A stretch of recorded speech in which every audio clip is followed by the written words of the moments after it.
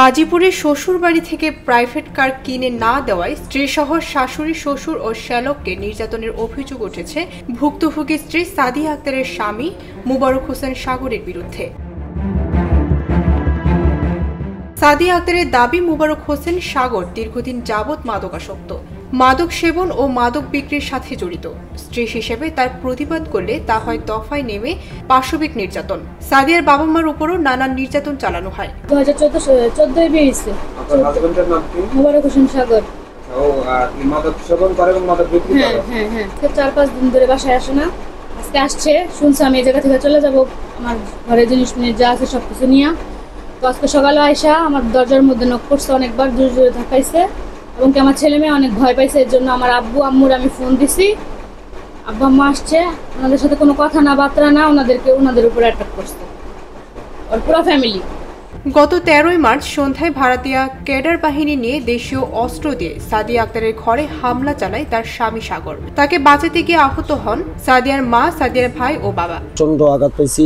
সাগরের বড় ভাই সোহেল সে ইডা করছে এবং সাগরও কয়েকটা বাড়ি দিছে। আমার হাতের যে মধ্যম আঙুলটা ফেটে গেছে, পায়ের হাঁটুতে 2টা বাড়ি লাগছে, ফেটে গেছে।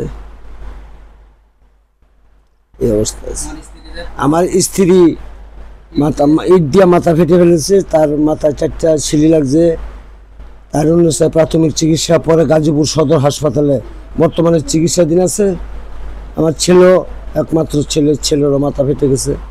যে মাথায় বাড়ি দিছে তার নাম মোবারক হোসেন সাগর। জি জি। জি।